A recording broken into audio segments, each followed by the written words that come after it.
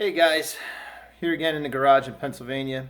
Today's lesson is going to be on how to bench test a starter motor.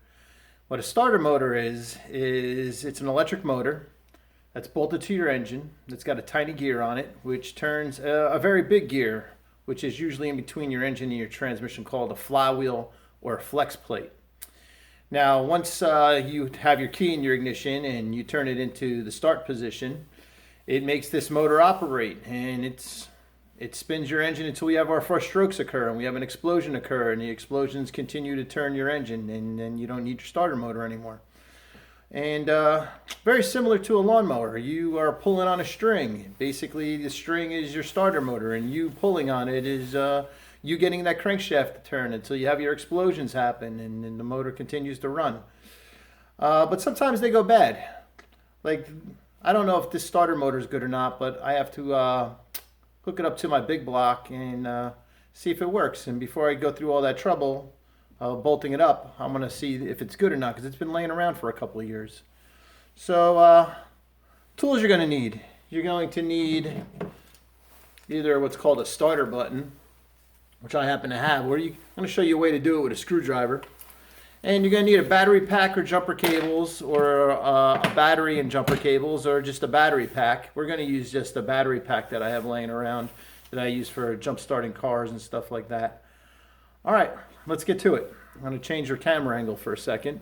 All right, let's see what we got here. All right, do I like it or not? Maybe a little more down. Okay, so what I have in the vise here today is our starter motor. Now, this very top bolt is where you have your main battery wire go to. That goes from your positive of your battery, goes right to this bolt here.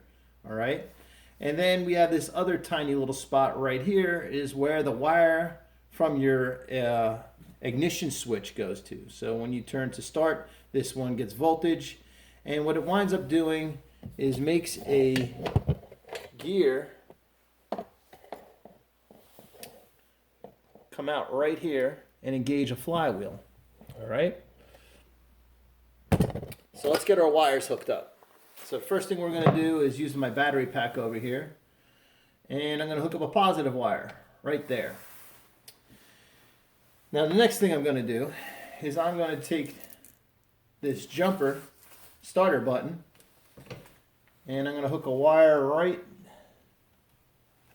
to my positive here. Might be easier if I hook this on first. All right.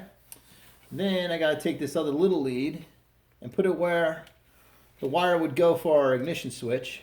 That would be underneath our dash. And then we have to have ground. It's got to return back. Now, this is called component ground. There's no ground wire like I taught you guys in electrical.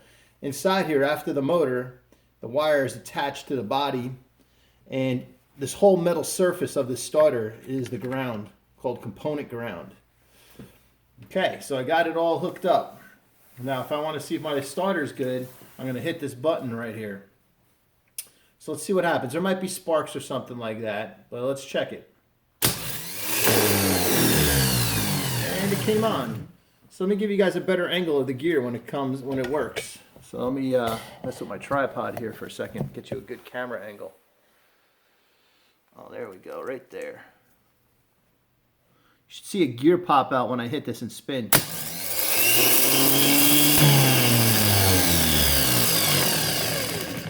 And then that gear slides back.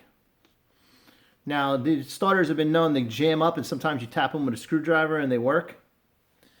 I'm actually going to show you how to do this without a starter button.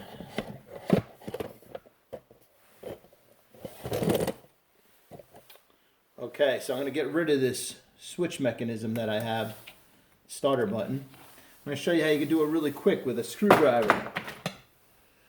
If I use the metal of my screwdriver and I just make positive go to positive, it will jump it.